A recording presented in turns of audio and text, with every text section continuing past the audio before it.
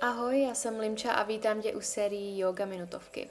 Dnes se podíváme na předklon a twist, které nám nejenom umožní zmírnit bolesti zad, ale i zvýšit energii, urychlit trávení a pročistit tělo od škodlivých látek.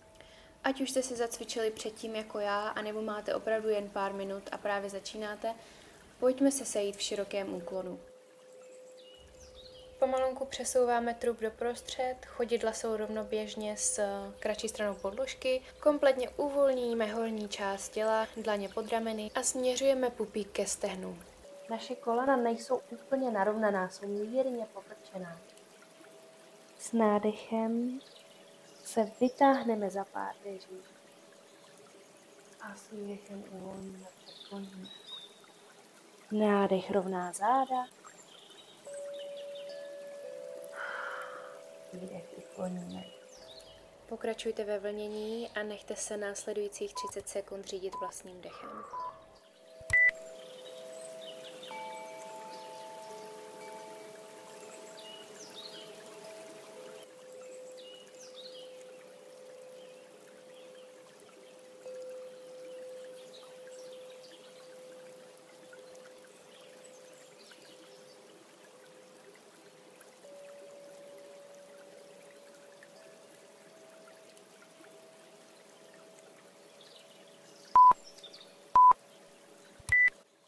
Chytíme kotníky a začneme se kinklat od jedné nohy k druhé.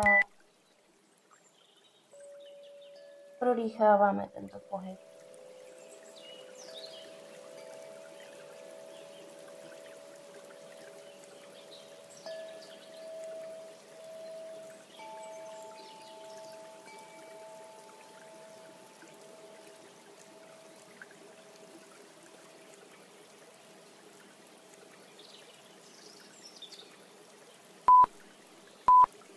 Tak, výborně, teď už necháme vše úplně vyset, popadněte opačné lokty a uvolníme kompletně krk a hlavu.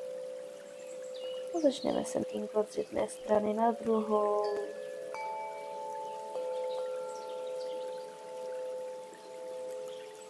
Pokud je nám to příjemné, tak si zakýváme ano, ne.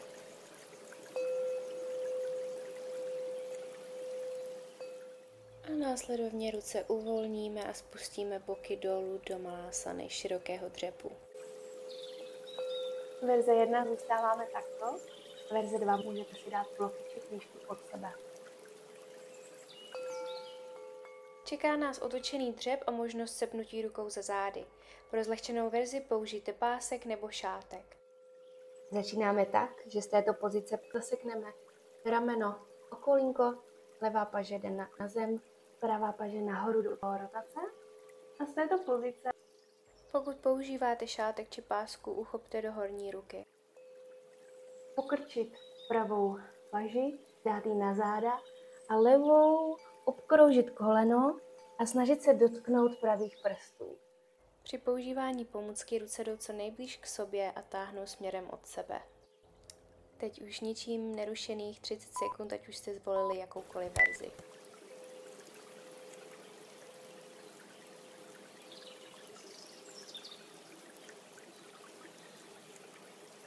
Směřujeme ramena do zádu.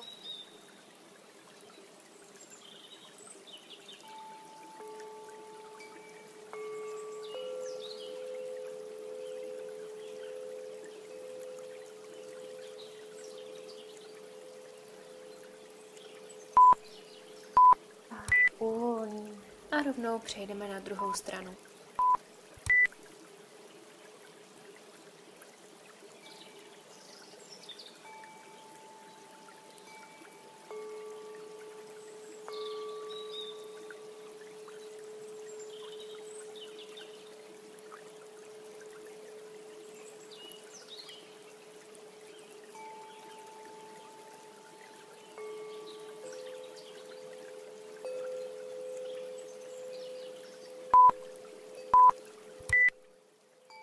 Sejdeme se v sedu zpříma, dandásana, rovná páteř, nohy rovně před sebou, paže jdou přes hlavu, vytáhneme se za nimi a s výdechem se přesouváme dopředu Úklon v sedě.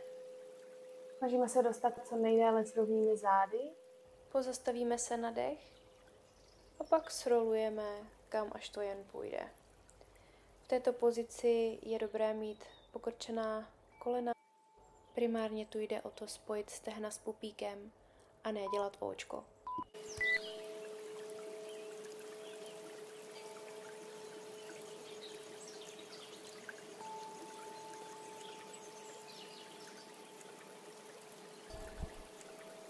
Posíláme dech do zadní části našich nohou. Vytváříme tam víc prostoru.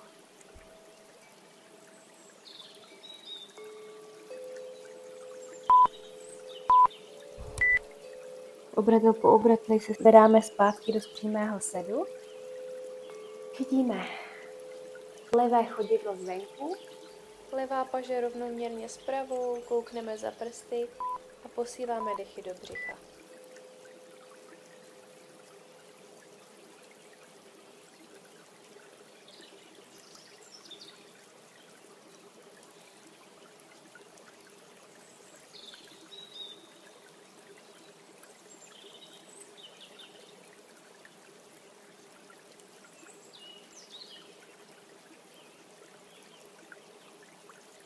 Poslední nádech. Vytáhneme se za páteří. A výdech uvolníme. Levou paží chytneme pravé chodidlo zvenku, natáhneme nožku a pravá paže jde do strany. Koukneme se za pravými prsty, vytáhneme za páteří.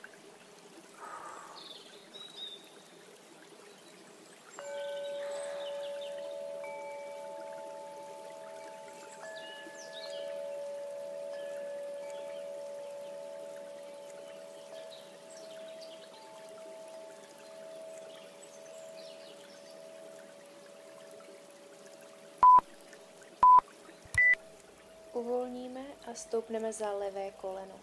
Paže vzhůru, vytáhneme se za páteří, otočíme směrem doprava, levý loket zasekneme o koleno, pravá ruka k zemi. S nádechem se vytáhneme za páteří, s výdechem musíme se ještě více vytočit.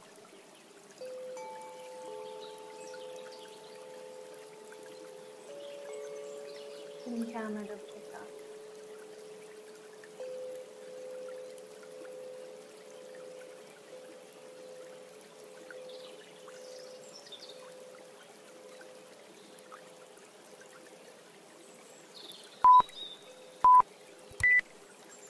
Otočíme zpět do středu A pokrčíme levou. Stoupneme si za pravé koleno, takže přes hlavu nádech a výdech. Rotace. Zasekneme loket o levé koleno, pravá paže jde za nás.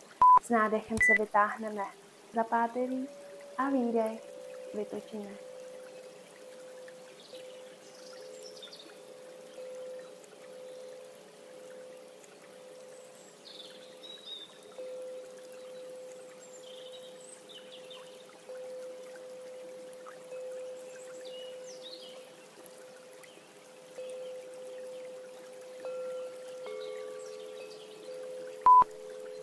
Uvolníme. A teď už se obratel po obratli dostáváme do pozice v leže. Pokrčíme kolena. uchopíme blok či knížky, cokoliv máme po ruce a podložíme naše bedra. Kompletně uvolníme spodní část zad a rozplýváme se do podložky. Jedna z mých nejoblíbenějších závěrečných pozic, kde si člověk dokáže upravit záda po všech twistech uvolní.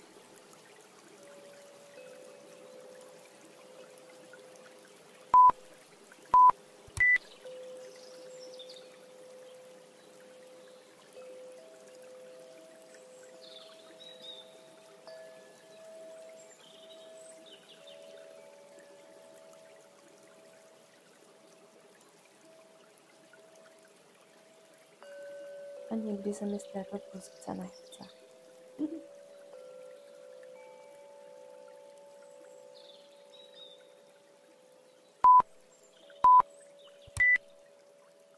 Zvedneme boky nahoru, odstraníme blok či knížky a obratel po obratli. Vyleháme na madračku, natáhneme nohy a tentokrát už zůstáváme v naší finální póze v leže šavásana.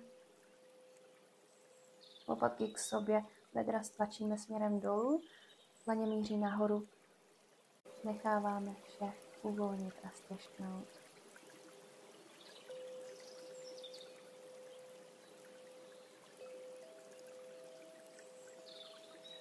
Necháme sebou dnešní lekci integrovat. Stavíme si fialové hřejivé světlo mezi naším obličejem, které se pomalunku otáčí.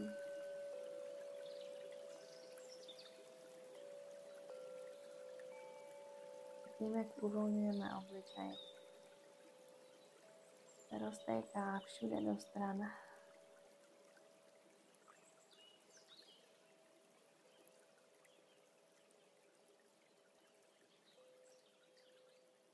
To uvolní nás kompletně.